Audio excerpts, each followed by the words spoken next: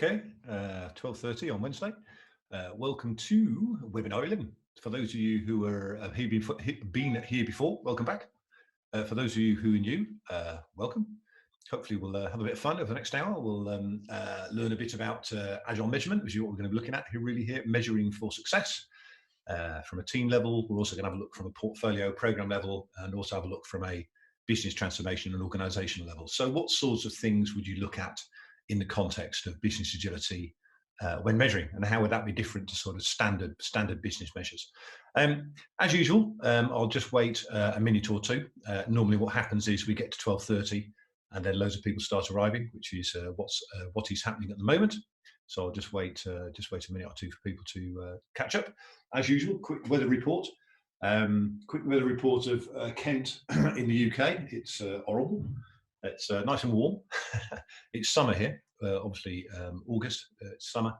However, it's raining and windy and not very nice. Warm, rainy and windy, which is sort of like the standard UK summer, really. So, well, they're saying that we have had some really nice weather.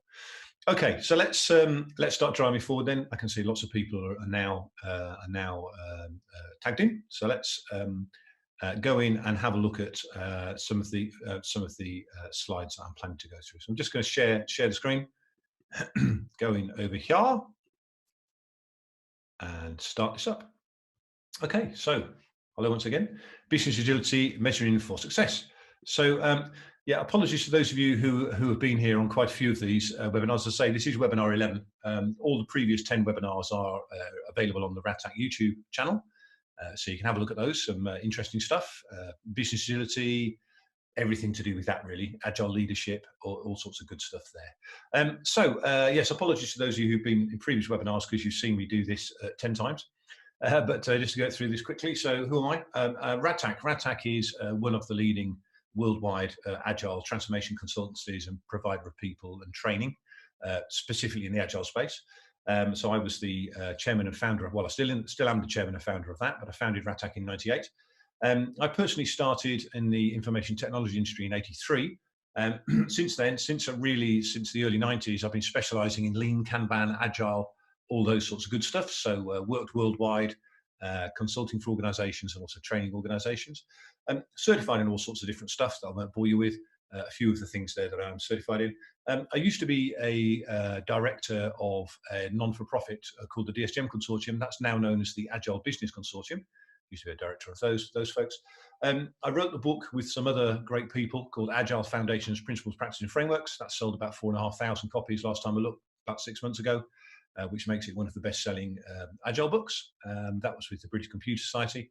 Fellow of the Agile Business Consortium, and also I also used to be an ex-adjunct professor of Agile Project Management at Hull University. That's not a real professor, by the way. That's a lecturer. But we used to be called adjunct professors. So just a brief overview of myself.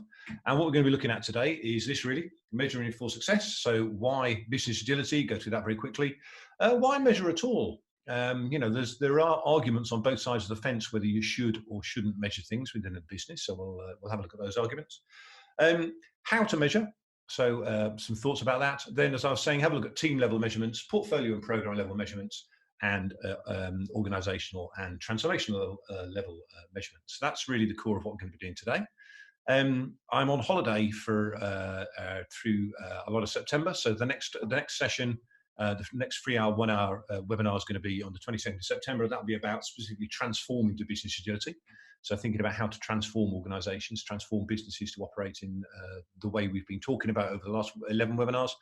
And then on the 6th of October, Agile HR and the new world of resourcing. I can see, you know, post COVID-19, the way organizations actually resource themselves, the way people actually work is going to be very different. So I'm going to be talking there from an agile perspective about that. So yeah, so why business agility? Again, apologies to those of you who've seen me do these webinars before. You've seen me go through this many times, so I'm not planning to spend a huge amount of time on this. If anyone is new to this webinar series and they want to understand a lot more about why business agility and what it is, then the first 3 or 4 webinars were specifically about that. So you can see those on the YouTube channel, 3 or 4 hours talking specifically about that. But one of the key reasons that we need agility in business nowadays is it's a VUCA world. So what does that mean? Well, it means the world nowadays is very volatile. The rate of change is huge. uncertain. We don't really know what's going on, especially in the COVID-19 nightmare. We don't really know what's going to be going on, possibly in the next week. Certainly not in the next 3 months, 6 months, a year, or whatever, because markets are very, very volatile. Complex. Yeah, there's lots of decision factors we need to take into place, and ambiguous, lack of clarity. So we need to be thinking about perhaps more a probabilistic view of planning and estimating rather than a deterministic view. So we'll have a look at what I just said there in a bit more detail in a few minutes, because largely within an agile world, we're going to be using probabilistic measurement rather than deterministic measurement. So we'll have a look at what this means in the not too distant.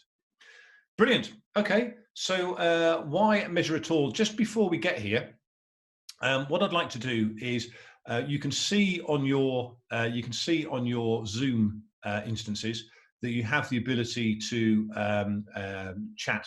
So you can just check out that chat function, and what you want is the chat function set to all panelists and attendees. So I'm just typing in hi. If you can just go into that chat function and just type something in, so I know that most of you know how to use it. So just to reiterate, set it to all panelists and attendees. And then just make a chat comment, because I'm going to ask you to contribute a little bit later on. Fantastic. So I can see loads of people. Hello world. I can see loads of people saying hi, hello. Yeah, brilliant. Fantastic stuff. If you don't want to chat, then that's absolutely no problem. But yeah, great stuff. Okay, so I can see most of you, or some of you anyway, have got on the chat. So that's great. Okay, so why measure at all? Funnily enough, I've just asked you to go on to chat, and the first thing I'd like to do is to ask you, what are the possible problems and risks with measuring things? So in your experience and in your opinion, what possible risks or issues are there with measuring anything? So if you can go on to chat, and if you can start to raise some stuff, that would be absolutely awesome. And I'll have a look at what you come up with, and then we'll talk about it. So yeah, are you measuring the right thing? Definitely. Alexander, lack of trust on the part of management. Yes, so measurements can certainly be seen as a lack of trust. We need to be careful of that one. Measuring the right thing. Yes, we'll talk about that. Consistency of metrics. Metrics become the target. Yes, so in other words, it's more of a deterministic type approach than probabilistic. Yep. People get very conscious of the measures, Dina. Yes, absolutely. So, we only focus on doing that which the measures measure. Yep. Reductive from Connie. Yeah, great stuff. Fails to take into account the whole picture. Certainly. Yeah. Judy, comparing measures that might not be equal. Certainly. Velocity is a classic example of that we'll have a look at a little bit later. Catherine, focus on the metrics, not the solution. Yeah. I think you've got a good list here of the sorts of risks associated with measuring in any world. Whether that be a business utility world or a more traditional world. Yeah, so I'll put a few here, the sorts of things you were just raising there. So yeah, the issues and risks with measurement, focus on comparing to the past rather than looking to the future. So our measurements are only about saying, well, we did this in the past, what are we doing now? So we did this in the past, we want to be 5% better. Hey, well, what about the paradigm shift? What about going into a new market? What about thinking about totally fundamentally new products and services? Being innovative, creative. So there's a risk there. Focus inward rather than outward. And what I mean by that is sometimes organizations can become very inwardly focused. All their measures are very inwardly focused. Are we doing this effectively? Have we got resources utilized 100%? These sorts of things. Well, really, what we need to be doing is making sure that we're focusing on the customer, because it's all about the customer. Or is it? Well, the customer certainly is absolutely key, but we do need to make sure that we can have very, very happy customers by spending £10,000 on every interaction with them, but we'd go out of business next week. So it is all about the customer, but we need to be careful about measuring other things as well. But we don't want to just be inward focused. We want to be inward and outward. Yeah, the interesting quote here: lies, damned lies, and statistics. I think whenever we measure anything, we need to have that one in our mind. And interestingly, that is attributed to hundreds of people: Mark Twain, Disraeli, Balfour, Lord Balfour, etc., etc. So quite interesting that something that says lies, damned lies, and statistics, there doesn't seem to be an actual single person that's attributed to. But it is key that we remember that measures are just measures. They're just giving us an indication that some things are going possibly well, or maybe it's not going so well, and maybe we need to do something about it. A classic example of where this is forgotten is where people talk about Gemba walks, a concept from Lean, Gemba walks. Gemba, if you want to understand more about this, Gemba walks. So sometimes people define Gemba walks as management by walking around. It's not management by walking around. A Gemba walk, as the name would suggest, is we're going to go and see in the organization where there might be an issue or a problem, which has been highlighted to us by our measures, but we then do something about it. That's the point of Gemba, sort of like continuous improvement. Metrics are gained at every management level. Yeah, that's certainly an issue I've seen over the last 30, 40 years, that every management level wants to add their two penneth into the measures. So by the time it gets to the senior management level, you're not totally sure what you're looking at. So yeah, that's a risk with doing this sort of stuff. You manage what you measure. So in other words, we're going to measure our productivity, we're going to measure our XYZ, but are we actually producing the right products? So, we might be producing the product right, but are we producing the right products? Or alternatively, we might be producing the right products, but are we producing them right? So we need to make sure that, we have measurements in place, but we also need to make sure that we're focusing not just on what the measurements tell us. We do need to be innovative and creative, especially in a VUCA world where everything's changing all the time. The implication of that is our measures will change consistently as well. Metrics drive behavior. Well, are they the right behaviors? Are the metrics we have in place, are they driving the behaviors we want in our organization to help us achieve what we want to achieve? So that's an absolutely key question, especially when you're talking about what's sometimes called middle management. You can be pretty confident that middle management are going to focus on that which their area of the business is being measured on. So we need to be cognizant and careful of that scenario. And the last one I've got here, and by the way, this is nowhere near an exhaustive list of the sorts of risks associated with measuring. And the last one here is it can get really big and really complex really quick. Sadly, I've seen many scenarios where we start to measure things and it just totally runs out of control. I remember a classic example of that, and I won't mention which hospital it is or which health trust it was. This happened probably about 5 years ago, 4 or 5 years ago, or maybe a bit longer. This primary health trust basically said to the government, look, we just haven't got the resources that we need to do what we need to do. So you're asking us to measure stuff, and that's taking more of our resources. Look, we need more resources. If we don't have more resources, this is going to fall over in a big heap. Our trust will fall over in a big heap. About 4 or 5 years later, the trust fell over in a big heap. And the response was the government was, holy crap, this trust has fallen over in a big heap. This must be down to the fact that we're not measuring the right things, we're not measuring enough. What we need to do is put loads more measures on this trust. It was the measurements, the fact that the trust was having to do the measurements in the first place that was causing them a fundamental problem. So we just need to be careful with measurement. However, does that mean measurement is bad? So again, over to you on the old chat again. What are the benefits of measuring? What are the benefits of measuring? Why should we do this sort of thing? So I'm just going to go to the chat again, and if you'd be kind enough to raise in chat your thoughts on this. What's a good idea? Yeah, measuring is an opportunity for development, definitely. Continuous improvement, yes, absolutely. What other things do you think? What else makes measurement a good thing to do? So I'll just see if anybody else here about. Yep, Judy, if used well, supports continuous improvement, definitely. Catherine, yeah, it's a good starting point indicator of where you are on the journey, definitely. Christina, helps us forecast, definitely, yeah, it helps us forecast a bit. Our forecasting is going to be probabilistic, but yeah, certainly looking into the past to predict the future, we'll definitely do that. That's what velocities are all about. Indication that we're not going in the right direction. Yeah, great stuff. All right, good. Okay, so we can see the benefits here. Just remembering, lies, downlies, and statistics.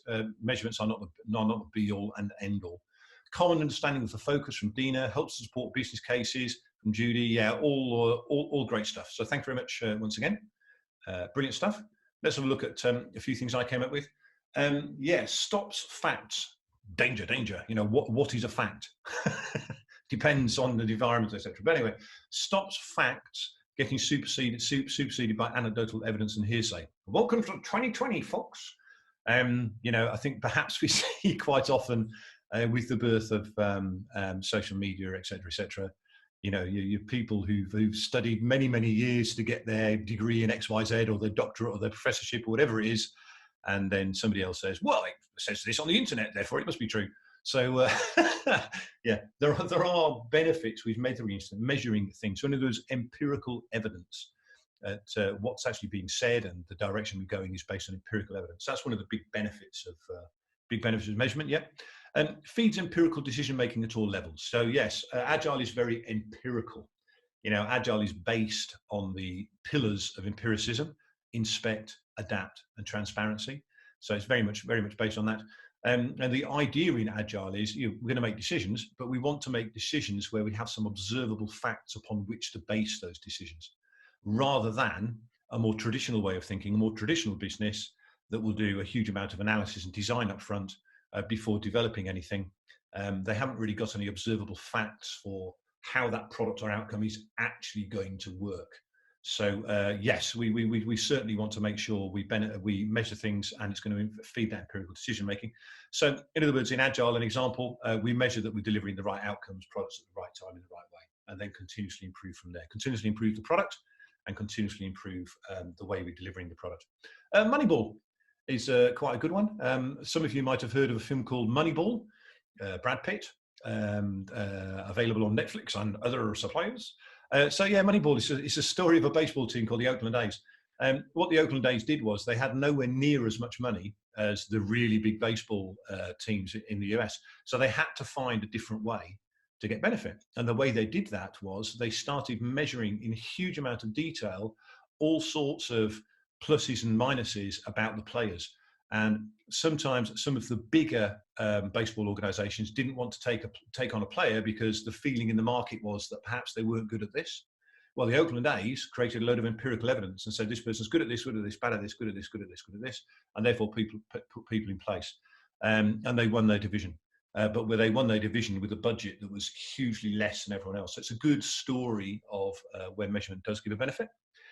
You could argue without measures, we're just guessing. Yes, if we haven't got the empirical evidence, I would agree with that. Yes, if we haven't got empirical evidence. How would we know what we're doing is working? We don't have any sort of measure on it. Yeah, certainly. Excuse me. Same point I made on the disbenefits. Metrics drive behavior. Are they the right behaviors? So we do, in a VUCA world, very much need to be looking at our measures continuously and improving the measures as we improve the business. And also we're going to have objectives, objective key results we'll have a look at a little bit later, OKRs.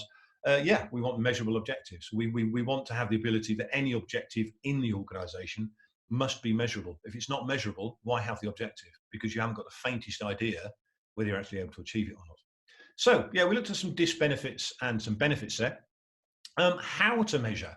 Well, I'm just going to look at a very high level here. So a high level thought about how to measure. Actually, before I do that, let's ask you a question again. So going on to chat again, if you wouldn't mind. Why and how does measurement differ for the Agile business? So thinking about the Agile business and the traditional business, what would be different in the Agile business? So once again, over onto chat for you folks to any comments you can think of. Yeah, Catherine, great film. Yeah, I thought Moneyball was really good. It's quite funny as well. So yeah, it's a good film. So why and how does Agile measurement? First, we need to know what we're measuring for. Yeah, Alexander, definitely. Relative estimation versus absolute. Yes, so again, velocity is about relative estimation. Story points is about relative estimation. Judy, yeah. Jasbir, changes more in a VUCA world, certainly. So we need to make sure that we're not just measuring against the past, because the past may not be a very good predictor of the future. Maybe it is, maybe it isn't. Or if we are going to measure in the past, then not a huge amount of distance in the past. Timelines and projected forecasts differ. Yeah, so we need changing them all the time. Yeah, good stuff. So yes, we're getting good stuff, and it's leading us to the point that we mentioned before: deterministic versus probabilistic. So deterministic basically means the outcome is predefined based on initial stated inputs. So in other words, an automated production line, if you had the same inputs and you turned on the production line, you would get the same outputs. Probabilistic, there's a wide range of outcomes. Each forecast has a range and a probability. So that's much more like a human system. That's much more like a business, especially a business in the VUCA world. So, are all of our measurements probabilistic in Agile? No, some are deterministic. But certainly there is a focus on probabilistic measurement. So an example of that I've got on the right-hand side of this slide is what's called Boehm's cone of uncertainty. Haven't got time to go through this in detail. Boehm, B-O-E-H-M, Boehm's cone of uncertainty. I would suggest have a look at it. It's how we estimate in the Agile world. And it's putting a concept over that basically your estimate, the accuracy of your estimate will vary depending on how much you know about that which you're estimating. Now that sounds very, very obvious, sounds very, very obvious. However, many organizations don't think like that. When they actually forecast, they do it in a deterministic way. If we have these inputs, that means this, and we will definitely get this product to this level of quality on this time to this cost. That's deterministic. We don't think like that within the Agile world. We're thinking about the probability of that occurring based on lots of different variables, and then what we're doing is we're measuring those variables. Yes, so we've got a good idea what's going on. So on Boehm's kernel of uncertainty, you would typically use 3-point estimates. So based on our knowledge at this time, this is what we think is going to happen. This is the most that's likely to happen. This is the least that's likely to happen. And we see this expressed in things like burn-up charts that we'll have a look at a little bit later on. So yeah, how do we measure? Largely probabilistically. The basics, the absolute basics of Agile Lean measurement, the real fundamental things we would be measuring are these. This is from a good book in the Agile world, Lean book, called Lean Software Development, where basically Mary and Tom Poppendick apply the thinking of Lean. I'm sure some of you will have heard of Lean, really into the software development world. So if you are from the software development world, that's a good book to read. If you're from the business world, I would suggest you need to make yourself aware of Lean. So the basics, value. Good luck with that one. Value. Yeah, that's a big subject on its own, and I might actually do we could do a 2-day course on value at least. But I might do a 1-hour webinar later on talking specifically about value.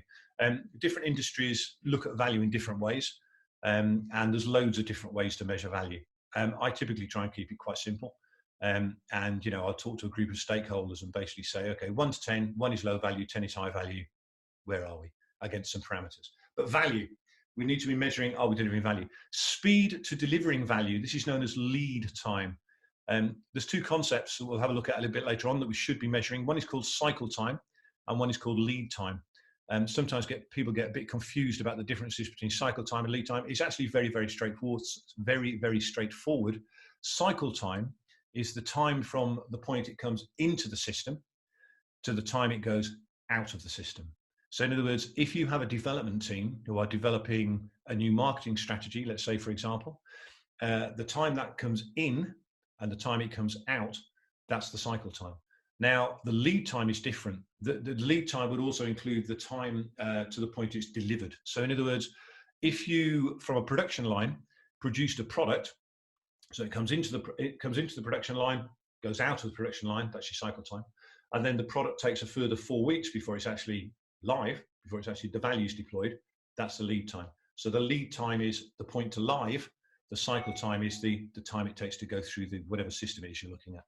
So we really need to be looking at the lead time. The basic measure is the lead time. How fast are we delivering that value? And is that appropriate speed? I would also recommend, although I'm not planning to go through it in detail, have a look at something called takt time, T-A-K-T. Takt time at a very, very high level, using a production line example again, there is no point just churning 8 gazillion things out of a production line or out of a business or out of a team in a business if the business or the customer isn't able to consume it. So simple example, we have a production line. The customer wants 5 units a week. However, we're producing 5,000 units a week. Well, that's not going to be very good. Or alternatively, the customer wants 5,000 units a week and we're producing 5. Again, that's not very good. So takt time is about looking at that. Are we actually aligned to the consumption speed of our customer or the market or the business or whatever it is? So it's another good thing to look at. But the basic thing is the lead time. How long does it take us from idea to delivery of value? That's the real key one. And the last one here is customer satisfaction, which we'll have a look at. We'll have a look at some measures, thinking about how to measure customer satisfaction a little bit later on. So the basic lean and agile measures. So let's have a look at some team level measurements, the sorts of things that you would normally be focusing on within an agile team. Remember here, we are talking about business agility, not agile within IT. Yes. I'm going to use 1 or 2 IT examples, but all of the things I'm going to be looking at here are as applicable to an HR team, marketing team, IT team, the whole business, everything. Yes. So this isn't just about IT stuff. I'm only going to be looking at the key stuff here. There's lots more than this key stuff that you might consider. So just before we get in here, again, just to a bit of input from you, if you wouldn't mind, What team level measurement tools, techniques have you used and respect or like? There's the sorts of things that you've looked at previously. So if I just go into chat again, if you'd be kind enough to just put some stuff in there, that would be absolutely fantastic. So what team level measurements have you actually used before and have worked well for you? Surveys, yeah, certainly surveys, customer satisfaction surveys, for example. There's two types of customer satisfaction we'll look at a little bit later on, both of which are survey driven. Burn up charts, yes, excellent, yep. Good way of looking at, are we likely to hit something within the time frame that we were, well, normally it's, are we likely to deliver what we thought we would within the sprint? So giving us an indication of that, yes. Cumulative flow diagrams, we'll have a look at those, yes, fantastic. Agile maturity assessments, certainly when you're thinking about transformation, yeah. Lean wastes, yeah, we'll have a look at those. Cumulative flow diagrams or CFDs. Quality charts, yep. Burn ups, burn downs, all that sort of good stuff. Yeah. So again, we're getting some great input. Yeah. So funnily enough, all of those things you've mentioned on there, we'll be having a look at in the next few slides. Tickets per sprint as a planning metric when story points aren't available. Yep, certainly story points is just one way of measuring throughput. There are other ways of doing that, and what Cameron suggested is another way of measuring throughput, and throughput is a key thing we need to be looking at.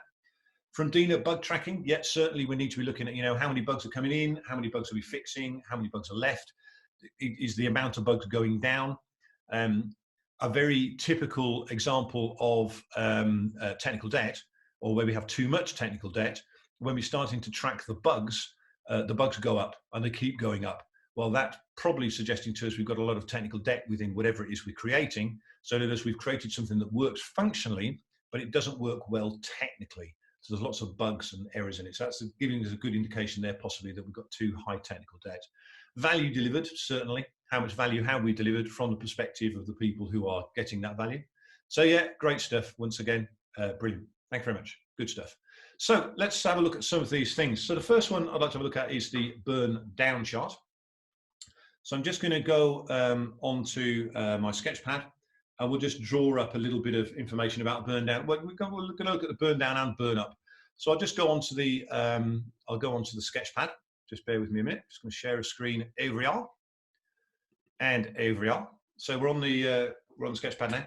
So let's have a look at the burn up and burn down charts. Let's look at the burn up chart first, because these are well, they're both mega useful, but these are really, really useful from a business perspective. Burn up charts are really, really useful from a business perspective. So burn up chart, you would normally be looking over a period of time that's normally associated with a program increment. So, a program increment is a vehicle by which the business can look into the future, a month, 2 months, 3 months, whatever makes sense. Let's assume in this particular example that we're looking 3 months into the future, let's say. Let's 6 2-week sprints, in other words. So let's say that's sprint 1, sprint 2, sprint 3, sprint 4, sprint 5, sprint 6. Obviously, the more VUCA the environment you are within, the more you look into the future, the more what you're predicting here will be fundamentally incorrect. So you do need to think about how much you look into the future. But every business I've ever worked with, and certainly Radtac, which is a multi-million-pound international business that I set up, you need to look into the future over a period of time. So on the bottom of the burn-up chart, we've got time. In this situation, time in sprint. Up here, we would have some sort of measure of throughput. Story points is quite a typical one. So let's say that's 100 story points. Let's say that's 200, 300 perhaps, 400, 500, 600, whatever, something like this. One thing I would suggest to you in the real world is, and I haven't got time to go through this in detail, but story points are just a relative estimation approach. They are exactly the same as relative t-shirt sizes. The only difference with story points is you put a number on the relative t-shirt size. So they're a relative estimation approach. Now, story points can be extremely confusing for people. Therefore, what I'd strongly suggest to you, if you're going to use a burn-up chart, don't communicate story points outside the team, because you're running a risk it will significantly confuse people. What I would suggest to you is, here's your product backlog. So your product backlog is defining what you're going to do and the order you're going to do it in. Here are our items, our product backlog items, PBIs, stories, defects, that sort of thing, product backlog items. And those product backlog items will be sized in story points or some other method. What we can do is, we know that much equals 100 story points. We know that much equals 200 story points. So what I would suggest to you is, although on the burn-up chart you would use story points, don't communicate in story points outside the team. Yes, communicate outside the team in how much is being delivered. So let's have a look at what we can actually use burn-up charts for. Well, what we do over time is we start to hold an idea of what the throughput is. So in this case, velocity. So we start to hold a velocity line. Now, doing this, we can actually start to create a trend. So it looks like, based on factual empirical evidence, that the team delivers this fast. What we would then do is we would think about, okay, that's the team delivering that fast. We don't want to be deterministic, we want to be probabilistic. So thinking about probabilities, how likely is it that we'll hit that? So we start to put a cone of uncertainty around this. Now, obviously, if you've got a team who are very inexperienced, the cone of uncertainty is going to be very, very wide. If you have a team who are very experienced, the cone of uncertainty is going to be pretty narrow. Yeah, like this. Okay, so what can we then start to use the burn-up chart for? Well, we can start to create probabilistic predictions, and that's all they are, predictions, of what's likely to happen in the future. So for example, a business says to us, we must have this thing in place by the 1st of October. Now, we know that the 1st of October is the end of sprint 3. Yeah, or they've asked the question, how much will we have in place? How much will we have in place by the 1st of October? So we can use the burn-up chart and we can say, okay, so looking at the burn-up chart, looking at the trend of delivery, it's likely that we'll have around 400 story points on the 1st of October based on factual evidence. The most we're likely to get is 500 story points, and the least we're likely to get is 300 story points. So we've done a probabilistic 3-point estimate there, based on the trend of delivery, based on some factual empirical evidence. And that particular question was, what will we get by a certain date? Which, you know, customers are very typically asked those sorts of questions. Another thing we can do with the burn up chart is the customer says, when will I get 600 story points of delivery? Yeah. So we can track across here and we can say, well, it looks like that would be likely in the middle of sprint 4. The earliest you are likely to get that is by the end, middle of sprint 5. The earliest you would get that is by the beginning of, and the latest you would get that is by the middle of sprint 6. So once again, we've answered the question here, which is, when can I have a certain amount of delivery? And we've looked at some factual evidence to help us describe that. Another thing which burn-up charts are really useful for is the customer says, we must have 400 story points of delivery by the end of sprint 2. Well, that lies outside the cone of uncertainty, so it's unlikely to happen. So we can now start to have a conversation with the customer based on our measurements. We can say, look, looking at our empirical measurements, looking at the facts, we don't think we're going to be able to do that. What we will be able to do, or what we believe we will be able to do, is we could deliver that much, yeah, on the at the end of sprint 2, or we could deliver all of this by the end of sprint 3. What would you like us to do? Would you like us to deliver this now and then deliver incrementally to you? Or would you like us to wait to this later date so where we can deliver everything to you? So burn-up charts are really, as a measure, they are really, really useful. They're really good business agility measures because it allows us to have a conversation with customers based on factual evidence. Okay, so those are burn-up charts. Burn-down charts, let's have a look at these. There's lots of different ways to do burn-down charts. You can do them on story points, you can do them on tasks, you can do them on days. I normally do all 3. I'll do a day-based burn-down chart here, just run through this very, very, very quickly. So what does a burn-down chart do for us? Well, these are normally related to sprints. Burn-ups are normally related to program increments or looking into the future. Burn-down charts are normally related to sprints. So let's say we've got 6 people in the team, and let's say those 6 people work 6-hour days. So we've got a 36-hour day, and let's say we've got 10 days in the sprint, so we have 360 hours available, let's say. Yeah, for the sake of argument. So 360 hours available. So 360 hours available to us. Here is day 1 of the sprint, 2, 3, 4, 5, 6, 7, 8, 9, 10. Okay. Now, what we're going to do on a burn down chart is we're going to compare actual effort left against planned effort left. Now, this is the key point. It's about effort left. It's not about effort spent. It's about effort left. This is what burn down charts, story points left. This is what burn down charts look at. So after 1 day, theoretically, if everything's going wonderful, we should have 360 minus 36 effort left. So we should have 324 hours of effort left. So let's have a look at this. So let's say good old Fred, who is one of the people in the team who's developing our new marketing campaign or our HR system or whatever it is. Good old Fred, who's creating this particular product or outcome. When the team did their sprint planning, they self-organised to agree that Fred was going to be doing task A, and task A Fred sized at 10 hours. So Fred sized task A at 10 hours. By the way, some teams do this level of estimation, hour-based, some don't. I won't go into the detail of that, but some do and some don't. If you're going to use an hour-based burn down chart, then obviously you need to have this based in hours. So Fred said it would take 10 hours. So on day one, so here's day one and day two, Fred starts to do task A. And at the end of day one, he's going to put in the effort left, not the effort spent. He's going to put in what he thinks is the effort left. So he says, I've spent 6 hours on this, and I now reckon there's 4 hours left. So the sort of thing you would put into Jira, Agile, or whatever tool you're using, yeah, Rally or whatever, sort of thing you put into that tool. So he's saying he's done 6 hours work, there's 4 hours left. Well, that makes sense, yeah. 10-hour original estimate, 4 hours left. That would suggest to us that everything's going wondrously. Oh, by the way, I should have mentioned there would be a planned effort line going down like this, which is, you know, if we're on target, we will be on the planned effort line. So Fred has spent 6 hours, 4 hours left. That looks like we're on target. So everything's tickety-boo. However, on day two, Fred starts once again on this task A, and something blows up in his face, and he's now saying there are 15 hours left. Oh, okay. So that means that actual effort line is going to start to track away from the planned effort line. So this is giving us an indication that we've got a problem, an indication that we have a problem. Yeah. Remember, liars, analysis, and statistics, measurements are only indications that something might be problematic. Excuse me. So in this scenario, it's giving us an indication that we might not be able to deliver everything we thought we could deliver. Now, you can put a line on a burn down chart, and as long as your trend of delivery cuts the line of the sprint goal prior to the end of the sprint, that is showing you that you're likely to hit the sprint goal. However, if that line cut,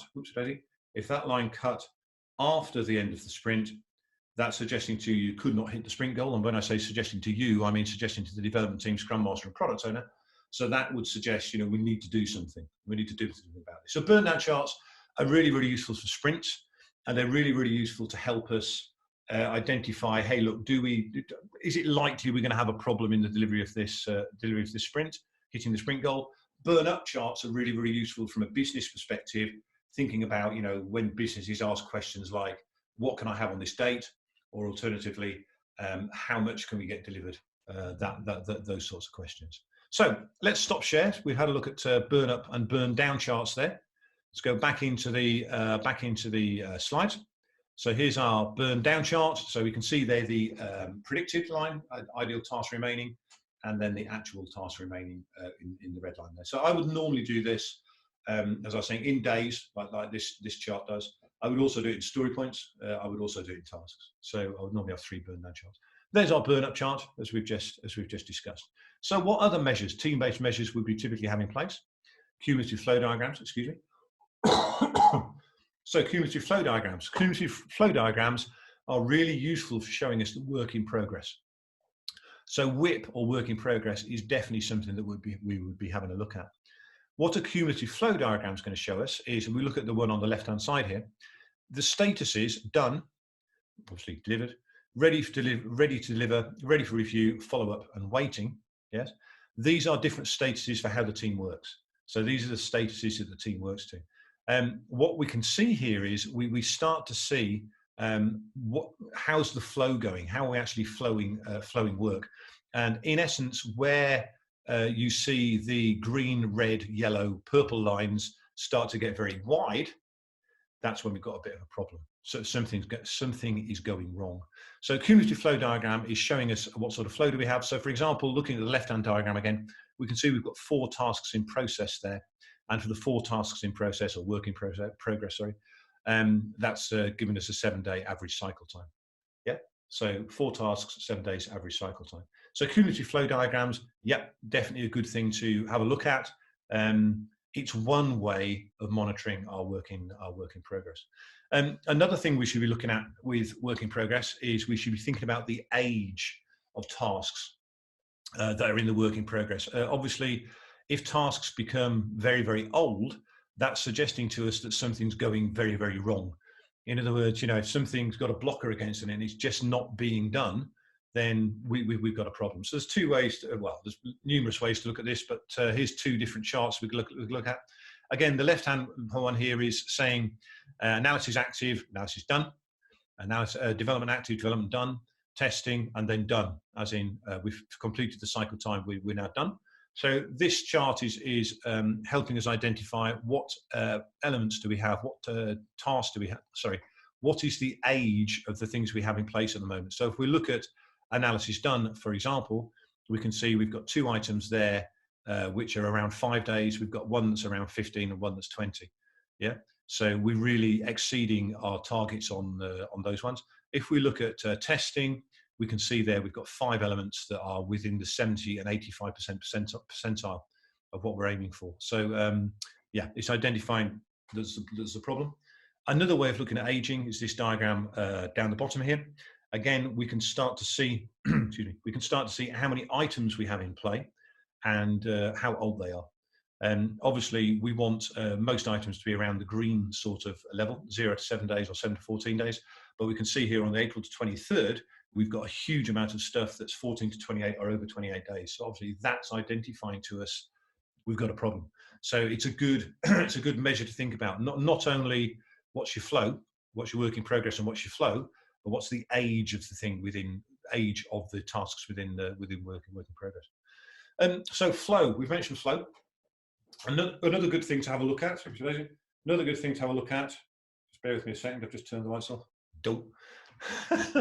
Another good thing to have a look at is to have an understanding of what's called Little's law, which is thinking about queues, thinking about the flow, optimizing flow, throughput.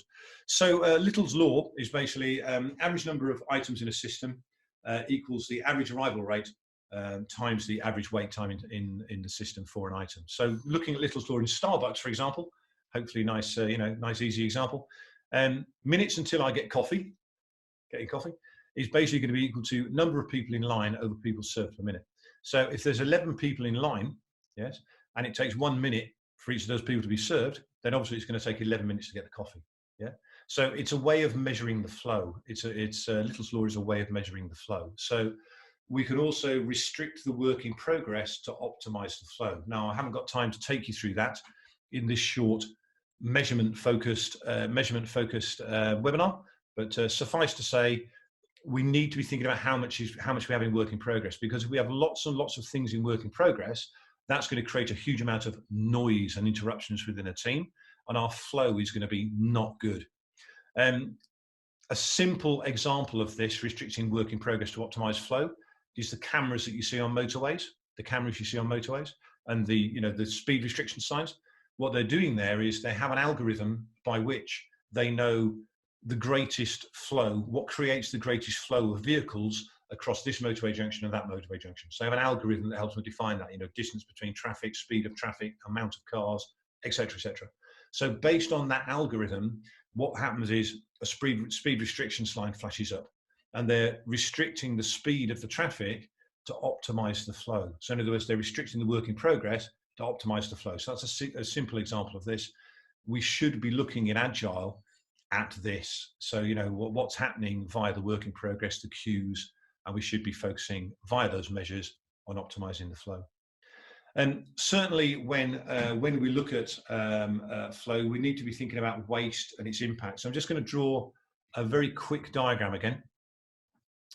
We haven't got a huge amount of time left, but I'm just going to draw a very, very quick diagram for another thing we should be looking at, which is related to value chains, and it's related to lead time and work time. So let's just have a look at this. So bear with me. There we go. Okay, so let's just have a little bit of thinking about this. So we should be looking at our value chains. Now, again, value chain analysis is a subject that can get really complex really quick. So I'm going to just look at the simple version here. So this is a customer who wants something. So this is something coming into our system. Here's the customer getting something. Yeah. So this is the lead time from the point that the customer says they want something to the point they get it, which is different to the cycle time The cycle time is how long it takes us to cycle to deliver something out of the system. That doesn't necessarily mean it's going live. That's the lead time. So looking at our system, we have, let's say, 4 things that we do. So here's the 4 things that we do to deliver something. Now, if we look at the work time, it might take us a day to do that first part of the process, let's say, first part of the value chain, 2 days to do that, 1 day to do that, and 1 day to do that. So the work time for what we're doing here is 5 days. So there's a 5-day work time for what we need to do here. Yeah. However, when we look at the lead time, because we don't have the appropriate level of empowerment, it takes us 5 days to actually get approval to start this work. Then we've done the first step. We now need to go to the legal team to get legal approval. It takes 10 days to get legal approval. We now need to go off and get some more approval from somewhere. That takes 5 days. We need to get some more approval because the empowerment's at the wrong level. So that takes us 10 days. And then it takes us 10 days to actually deliver something, get it approved for delivery out to the organization. So your work time is 5 days. But in this scenario, because one of the wastes of lean is what's called wait time, and what causes wait time a lot is the wrong level of empowerment, wait time, the wrong level of empowerment. So we're having to wait a lot. In this situation, this waste, one of the 7 wastes, wait time, it means that the work time is 5 days, but the lead time is 5 plus 1, 6, plus 10, 16, plus 2, 18, plus 5, 23, 24, 34, 35, 45. The lead time is 45 days. That's insane. That's not unusual. Yeah. So these are one of the things that we need to be measuring. That's a very simple and quick overview through what I mean here. But yeah, we need to be looking at the difference between the work time and the lead time. Very, very important. One of the key measures we would be looking at in any team. Remember, we're talking here about business agility, not specifically, in information technology. So yeah, I talked there about waste number 5, wait time. Monitoring wait time. There's all sorts of other things we should be looking at as well. So all sorts of lean wastes that we should be measuring. So flow efficiency. Flow efficiency measures the percentage of total lead time spent actually adding the value versus the waiting. So there we've just talked about the lead time. We've talked about doing the process and having to wait.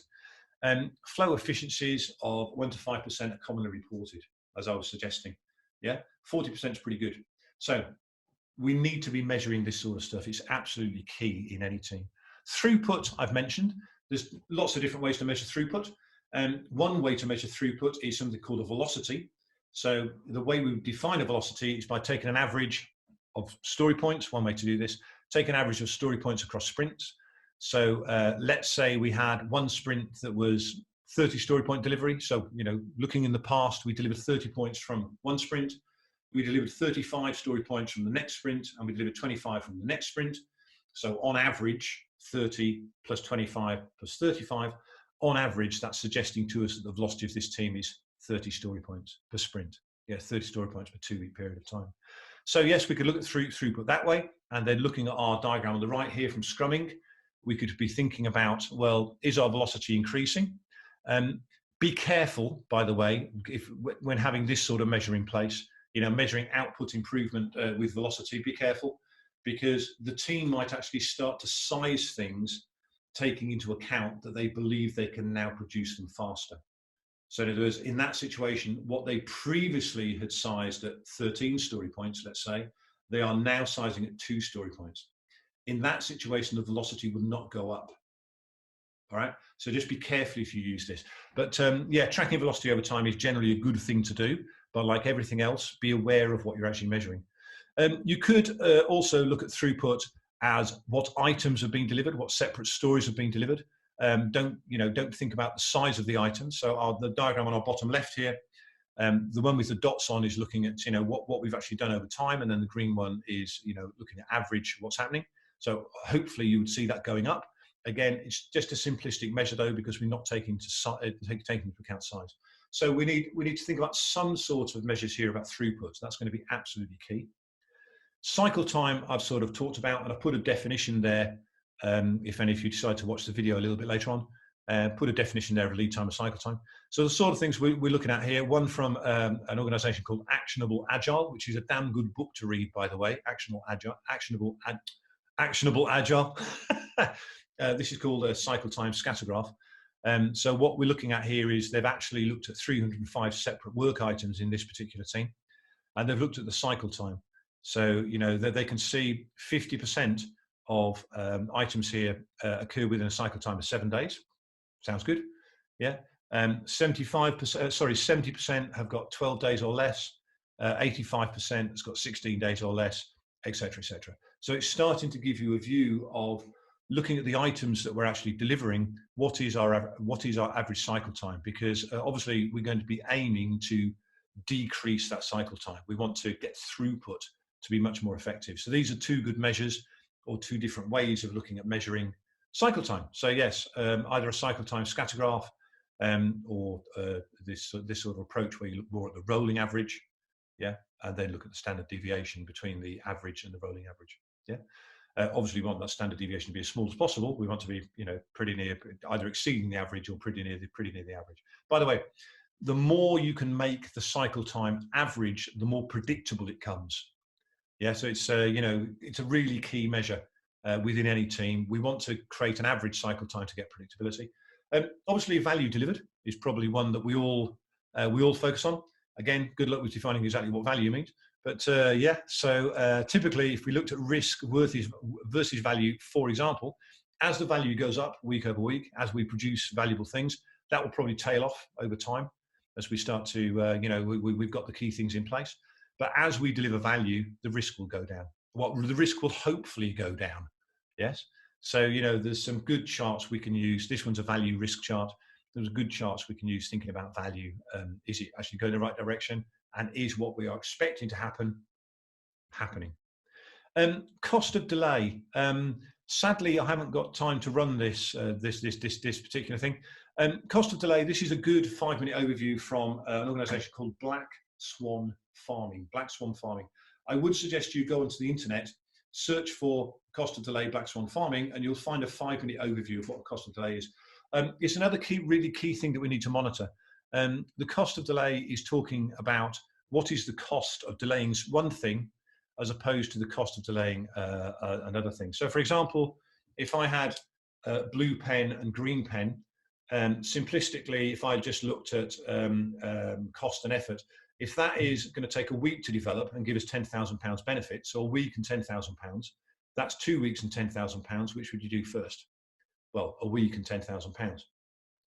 If that gave us £10,000 benefit and takes 2 weeks, that gives us £20,000 benefit and takes 2 weeks. Which would you do first? Well, that one. Yeah. So measuring cost of delay really helps us focus on value and speed. It really helps us focus on prioritization, yeah, based on value and speed, and it helps us understand what actually is the cost of not doing this thing. So it's a very important measure that we need to be looking at. Okay, good stuff. Other metrics, I've used an information technology example here. So other metrics, possibly test coverage. Yeah, we might be measuring that. Technical debt. Yeah, as we've said before, the amount of bugs we've got is going to be an indication of technical debt. Build time, code churn, code complexity, all sorts of different things you might look at. The sorts of things I've looked at here, there's a good game called the Get Kanban game. This game basically has within it lots of Kanban related charts, lots of lean related charts and measures. So I would suggest have a look at the Get Kanban game. It does cost, you know, when you look at it initially, you think, I can't remember the cost off the top of my head, but $300 or whatever it is, you think, whoa, $300 for a board game. But, you know, it is really useful. If any of you on the webinar are coaches, I would suggest get the Get Kanban game and think about using it with your organizations. So I'm going to be looking at some portfolio and program level measures here. This is just again really a quick run through. Epic and release burn downs is typically something you would look at the portfolio and program level. So what we're seeing here on the left-hand chart is here's our original estimate: 15 weeks, 15 days, whatever it is, 15 story points, whatever it is. We reckon to do this particular epic. In sprint 7, we've actually completed 2 of those 2 story points, let's say, so there's 13 left. In sprint 8, we've actually added 4 on, so we can see here +4. Yeah, so we've now got 17 things to do. And then in sprint 9, we add another 4 things on, yes, but we've completed 3. etc., etc. So it's just a nice, easy way to see what progress are we making against this particular epic. And another way to look at it is the diagram on the right here. So story points, rather than having this plus or minus, as we saw on the left, basically progress is shown above the baseline, i.e. the baseline is the 0 point, and change to scope is shown below the baseline. So it's just giving us a good, a good quick indication sort of thing you'd see here. Release defect trend. Yeah, you'd certainly be looking at this. Oh, by the way, I should mention, a lot of what we looked at in the team-based measures, you would also be looking at the program and portfolio level. So you look at them across teams, basically. Not velocity, but look at them across teams. So release defect trend. Yep, this is a good one to look at, perhaps giving us an indication of, what's happening with the technical debt. Is the product we're producing, are we producing it the right way? Does it have the right level of technical excellence within it? So yes, we can see here cumulative opened defects. You can see a line going up there. Cumulative closed defects. We can see a line going up there that's steeper, which is a good thing. And then total active defects. So we can see here we had quite a high defect count when we started, but it's going down quite significantly by November. So yeah, this is the sort of thing you would aim for. So release defect trend is a really good thing to look at the release, well, all levels, but certainly at the release level. SAFe, Scaled Agile Framework. We looked at different scaling frameworks in webinar 7 or 8, I think it was, if I remember rightly. So if you want to see different scaling frameworks, have a look at that webinar that's on the RadTech YouTube channel. I just sort of pique your interest in some of the things SAFe looks at. So RadTech are a SAFe Gold partner. The other scaling frameworks are excellent as well. It's about choosing the framework that's right for you. But SAFe does have quite a lot of guidance about what to measure at this level, the portfolio and program level. So I'm not planning to go through this slide in detail, but these are the sorts of things that they're suggesting, has worked well across different enterprises, things like, net promoter scores, feature cycle time, this sort of good stuff. So yes, this is the sort of thing I would suggest you should have a look at. Within SAFe, you also have different assessments. Within RadTech, we have lots of these as well, sort of cultural assessments, etc. So based on questionnaires, you can start to assess, where are you from an organizational agility perspective? Where are you from a lean portfolio management perspective? Where are you from a continuous deployment perspective? So these are good things to do. And as I say, the SAFe ones are all available free to use. So pick the ones that make sense for you. So you can see this on the internet. So I'll just have a look at this area. Program predictability, again, it's another good thing that SAFe does. Other scaling frameworks have these as well, but just using an example here for simplicity. Yep. So team performance reports that come in, you can then track those against the program predictability measures. So we can see here that Team B. Objectives achieved, Team B are pretty well within the band we want, 80 to 100%. So we want to achieve this amount of objectives from each program increment. So every 3 months or so, let's say, for sake of argument.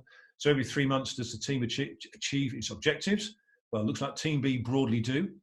Team A, the red dotted line, well, not really. The end of PI1, program increment 1, they only achieved 30%. End of program increment 2, they achieved about 90%, which is great, but then it went down again. So something going wrong within Team A. Yep. So yeah, this is similar to the sorts of things that you used to see in balanced business scorecards, similar-ish, but it's about bringing everything together this portfolio level. Brilliant. Let's move on and have a look at a little bit about transformation and business. Now, I'm not planning to look here at business basics such as return on investment, return on capital employed, sales pipeline. Those are the things you need to run any business, whether it's an agile business or a traditional business or whatever it is. What I'm planning to look at here is really more organizational and transformational type things. Now, I mentioned this objective key results. Yeah, I would suggest and make yourself aware of OKRs. The format they have is, I will objective achieve as measured by this set of key results. So it's making sure that all the objectives you have within the team or within the whole organization, the whole business or the program or whatever it is you're doing, it's making sure that all of those objectives are measurable. Yeah, it's the point I made right at the beginning of this webinar. If we're not measuring stuff, how do we know whether we are achieving it or not? So yeah, I would strongly suggest you have a look at objective key results. A couple of good books here. Measure What Matters by John Doerr, for example, is a good book to look at, and it talks about this in a bit more detail.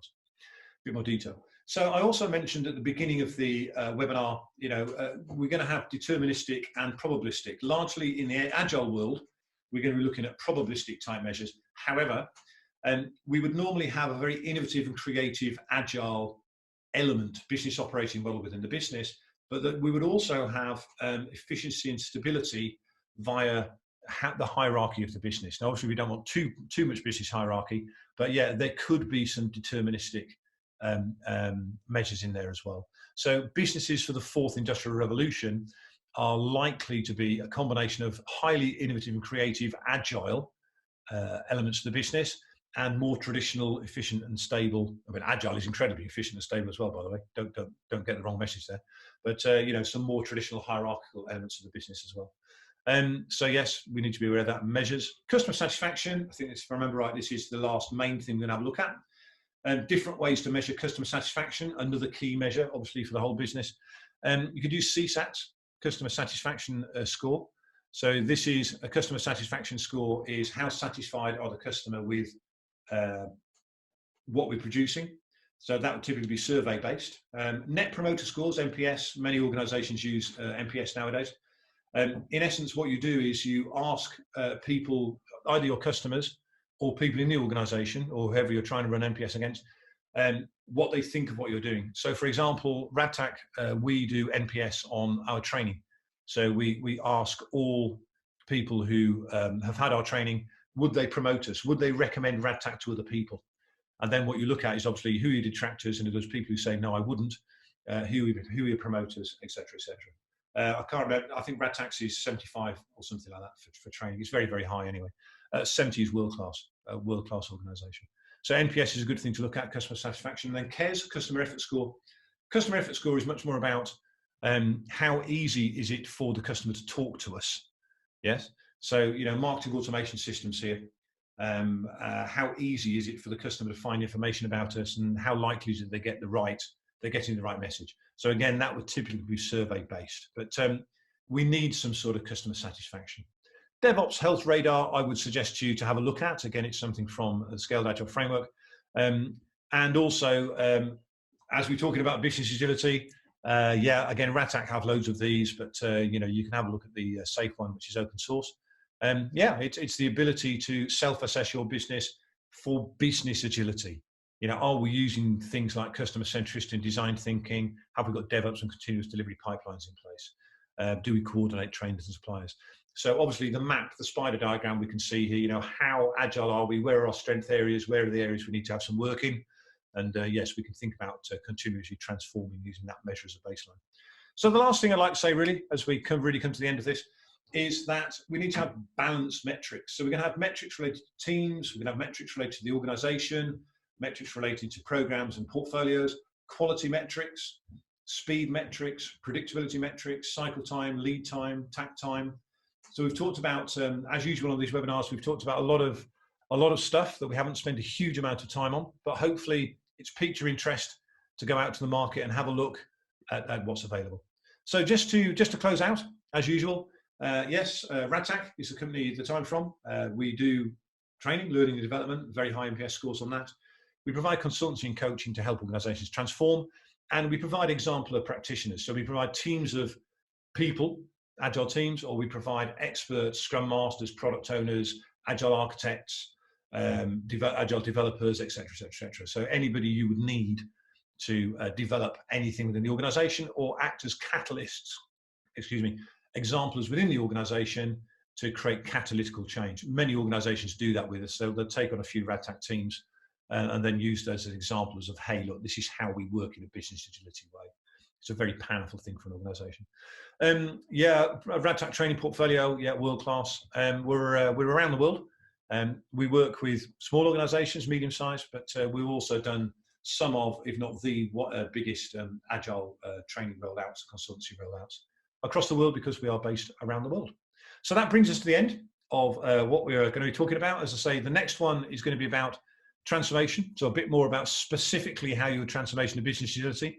However, that's going to be towards the end of September, because I'm on holiday. Woohoo! I'm on holiday in about 2 weeks. for about 3 weeks.